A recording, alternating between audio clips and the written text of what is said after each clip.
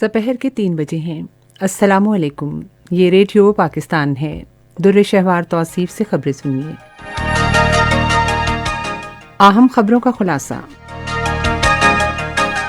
وزیر اعظم نے گزشتہ برس پاکستان سٹیزن پورٹل پر موصول اور داد رسی کی جانے والی 15 لاکھ شکایات میں سے 2 لاکھ سے زائد درخواستیں دوبارہ کھولنے کی ہدایت کی ہے۔ وزیر اطلاعات نے کہا ہے کہ پاکستان ملک کو جدید آلات میں خود کفیل بنانے کے لیے چین کی مدد سے سیمی کنڈکٹر زون قائم کرنے کا خواہاں ہے۔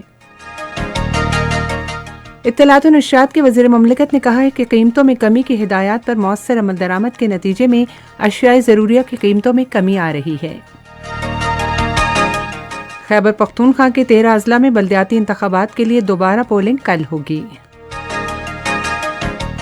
آزاد کشمیر کے صدر نے کہا ہے کہ مستحکم پاکستان بھارت کے غیر قانونی قبضے سے کشمیر کی آزادی کا ضامن ہے۔ امریکہ نے کہا ہے کہ کرناٹک کے اسکولوں میں حجاب پہننے پر پابندی مذہبی آزادی کی خلاف ورزی ہے۔ پاکستان سپر لیگ کے 7ویں ایڈیشن کے دوسرے مرحلے میں آج لاہور میں کوئٹہ گلیڈیٹرز کا مقابلہ اسلام آباد سے ہوگا۔ اور اب خبریں تفصیل کے ساتھ۔ وزیر اعظم عمران خان نے گزشتہ سال پاکستان سٹیزن پورٹل پر موصول اور حل کی جانے والی 15 لاکھ شکایات میں سے 2,38,000 شکایات کو دوبارہ کھولنے کی ہدایت کی ہے۔ وزیر اعظم کے دفتر سے جاری ہونے والے ایک بیان کے مطابق وزیر اعظم نے شکایات دوبارہ غور کے لیے متعلقہ افسروں کو بھجوانے کی ہدایت کی ہے۔ دوبارہ کھولی جانے والی منتخب شکایات میں ایسی شکایات شامل ہیں جو سہولت فراہم کر دی گئی کے جواب پر بند کر دی گئیں، جبکہ شہریوں نے ان پر منفی رد عمل کا اظہار کیا تھا۔ بیان میں کہا گیا ہے کہ ایسے ریاستی امور سے یہ بھی پتہ چلتا ہے کہ اگر واقعی یا کسی بھی صورت میں سہولت دی گئی تو پھر اس سے انکار کیسے کیا گیا۔ متعلقہ چیف سیکرٹری اور انسپکٹر جنرل صوبائی سطح پر جائزہ عمل کی نگرانی کریں گے۔ وفاق کی سطح پر متعلقہ وزارتوں کے سیکرٹری شکایات کا جائزہ لینے کے ذمہ دار ہوں گے۔ یہ شکایات شہری خدمات، بجلی، گیس، مواصلات اور تعلیم سے متعلق ہیں۔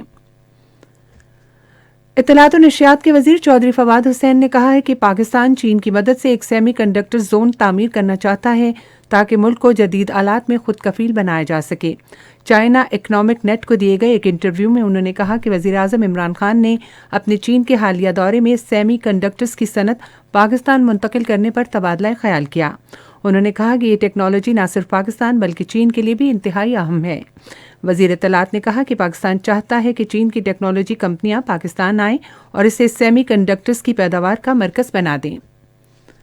اطلاعات و نشریات کے وزیر مملکت فاروق حبیب نے کہا ہے کہ قیمتوں میں کمی کی ہدایات پر مؤثر عمل درآمد کے باعث اشیاء ضروریہ کی قیمتوں میں کمی ہوئی ہے۔ آج ایک ٹویٹ میں انہوں نے کہا کہ ایک ہفتے میں ٹماٹر کی قیمت میں 15% تک کمی ہوئی ہے۔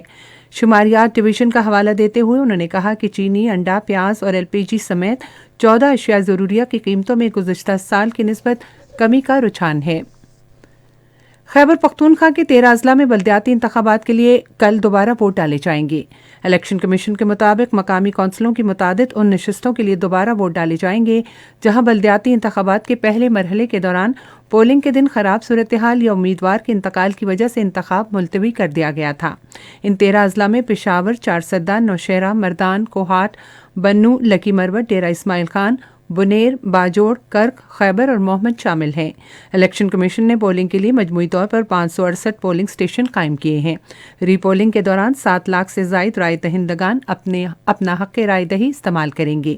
ادھر انتخابات کے دن امن و امان کی صورتحال برقرار رکھنے کے لیے سیکیورٹی بڑھا دی گئی ہے۔ ری پولنگ صبح 8 بجے شروع ہوگی جو شام 5 بجے تک کسی وقفے کے بغیر جاری رہے گی۔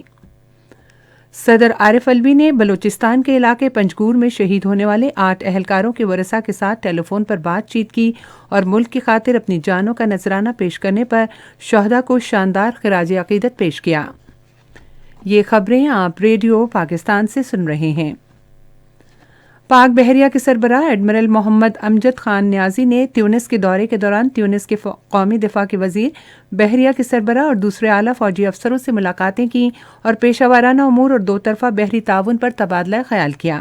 پاک بحریہ کے سربراہ نے دونوں ملکوں کی مسلح افواج کے درمیان تعاون بڑھانے پر زور دیا۔ میزبان حکام نے خطے میں بحری امن و سلامتی کے لیے پاک بحریہ کی کوششوں کو سراہا۔ پاکستان نے امریکہ میں منجمد کیے گئے افغانستان کے قومی اثاثے افغان عوام کو واپس کرنے کے اپنے مطالبے کا اعادہ کیا ہے۔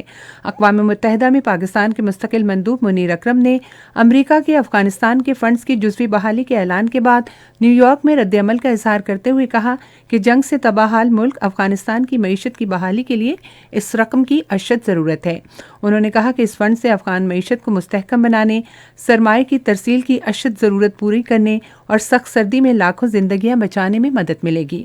ادھر اقوام متحدہ کے سیکرٹری جنرل انتونیو گوتریس نے مصائب کا شکار افغان عوام کی مدد کے لیے افغانستان کے منجمد 7 ارب کے اثاثوں میں سے نصف اثاثے بحال کرنے کے امریکی فیصلے کو سراہا ہے۔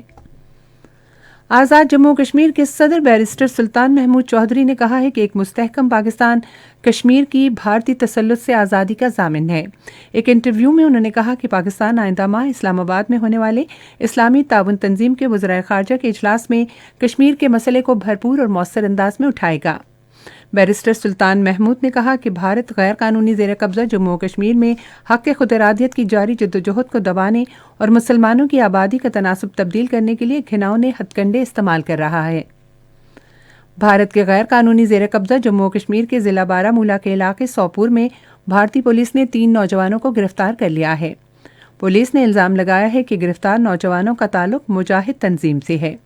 ادھر دلی کی ایک عدالت نے بھارت کے غیر قانونی زیر قبضہ جموں و کشمیر میں رقم کی غیر قانونی منتقلی کے جھوٹے الزامات کے تحت 8 کشمیریوں کی گرفتاری کا حکم دیا ہے۔ ایڈیشنل سیشن جج نے بھارت کے انفورسمنٹ ڈائریکٹوریٹ کی درخواست پر ناقابل ضمانت وارنٹ جاری کیے۔ ادھر پیپلز ڈیموکریٹک پارٹی کی صدر محبوبہ مفتی نے کہا ہے کہ بھارت میں مجرم کھلے عام پھر رہے ہیں، جبکہ سچ کے لیے کھڑے ہونے والوں کو جیلوں میں ڈالا جا رہا ہے۔ محبوبہ مفتی کا بیان بھارتی جنتا پارٹی کے مرکزی وزیر کے صاحبزادے کو عدالت کی جانب سے ضمانت پر رہا کرنے کے بعد سامنے آیا ہے، جسے لکھیم پور کھیری میں 4 کسانوں کے قتل کے سلسلے میں گرفتار کیا گیا تھا۔ امریکہ نے کہا ہے کہ کرناٹک کے اسکولوں میں حجاب پہننے پر پابندی مذہبی آزادی کے خلاف ورزی ہے۔ عالمی مذہبی آزادی سے متعلق امریکہ کے سفیر راشد حسین نے ایک ٹویٹ میں کہا کہ کسی کے مذہبی لباس کے انتخاب کا حق مذہبی آزادی میں شامل ہے۔ انہوں نے کہا کہ بھارت کے صوبے کرناٹک کو مذہبی لباس کی اجازت دینے سے متعلق فیصلہ نہیں کرنا چاہیے۔ بھارتی نژاد امریکی شہری اور سفارتکار راشد حسین کو گزشتہ سال صدر جو بائیڈن کی انتظامیہ کی جانب سے عالمی مذہبی آزادی سے متعلق امریکہ کا سفیر تعینات کیا گیا تھا۔ امریکہ نے اپنے شہریوں کو خبردار کیا ہے کہ وہ فوری طور پر یوکرین چھوڑ دیں، کیونکہ روس کسی بھی وقت یوکرین پر حملہ کر سکتا ہے۔ وائٹ ہاؤس سے جاری ایک بیان میں کہا گیا کہ حملہ فضائی بمباری کے ذریعے شروع ہو سکتا ہے، جس کے بعد انخلا مشکل ہوگا اور شہریوں کو خطرہ لاحق ہو سکتا ہے۔ امریکی بیان میں دنیا بھر کے ملکوں سے کہا گیا ہے کہ وہ یوکرین میں اپنے شہریوں کو فوری طور پر نیا انتباہ جاری کریں۔ میانمار میں فوجی جنتا نے عام معافی کے تحت 800 سے زائد قیدیوں کو رہا کرنے کا اعلان کیا ہے۔ یہ اعلان آج یونین ڈے کے 50 سال مکمل ہونے کے موقع پر کیا گیا۔ جنتا کے ترجمان زو منتن نے صحافیوں کو بتایا کہ عام معافی دیے جانے والے قیدیوں میں سے زیادہ کا تعلق یونگ گونگ کے تجارتی مرکز سے ہے۔ فوجی جنتا نے گزشتہ سال یونین ڈے کے موقع پر تقریباً 23,000 قیدیوں کو رہا کیا تھا۔ کرکٹ پاکستان سپر لیگ کے 7ویں ایڈیشن کے دوسرے مرحلے کے میچ میں آج لاہور میں اسلام آباد یونائیٹڈ کا مقابلہ کوئٹہ گلیڈیٹرز سے ہوگا۔ میچ شام 7:30 بجے شروع ہوگا۔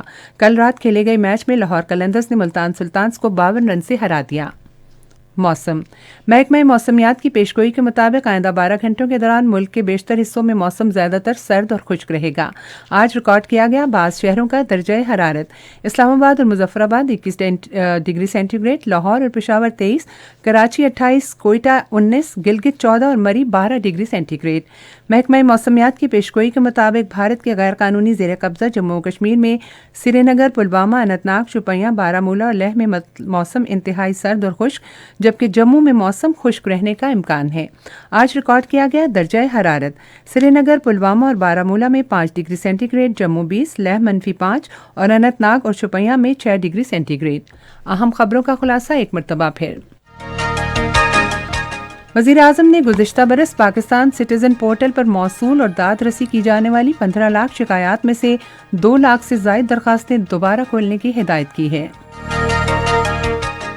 وزیر اطلاعات نے کہا ہے کہ پاکستان ملک کو جدید آلات میں خود کفیل بنانے کے لیے چین کی مدد سے سیمی کنڈکٹر زون قائم کرنے کا خواہش مند ہے۔ اطلاعات و نشریات کے وزیر مملکت نے کہا ہے کہ قیمتوں میں کمی کی ہدایات پر مؤثر عمل درآمد کے نتیجے میں اشیاء ضروریہ کی قیمتوں میں کمی آ رہی ہے۔ خیبر پختونخوا کے 13 اضلاع میں بلدیاتی انتخابات کے لیے دوبارہ پولنگ کل ہوگی۔ آزاد کشمیر کے صدر نے کہا ہے کہ مستحکم پاکستان بھارت کے غیر قانونی قبضے سے کشمیر کی آزادی کا ضامن ہے۔ امریکہ نے کہا ہے کہ کرناٹک کے اسکولوں میں حجاب پہننے پر پابندی مذہبی آزادی کی خلاف ورزی ہے۔ اور پاکستان سپر لیگ کے 7ویں ایڈیشن کے دوسرے مرحلے میں آج لاہور میں کوئٹہ گلیڈیٹرز کا مقابلہ اسلام آباد یونائیٹڈ سے ہوگا۔ اور اسی کے ساتھ اب تک کی خبریں ختم ہوئی۔ مزید خبروں اور تجزیوں کے لیے ہماری ویب سائٹ ہے radio.gov.pk اور فیس بک کے link radio Pakistan news official پر آپ براہ راست ویڈیو سٹریمنگ بھی ملاحظہ کیجیے۔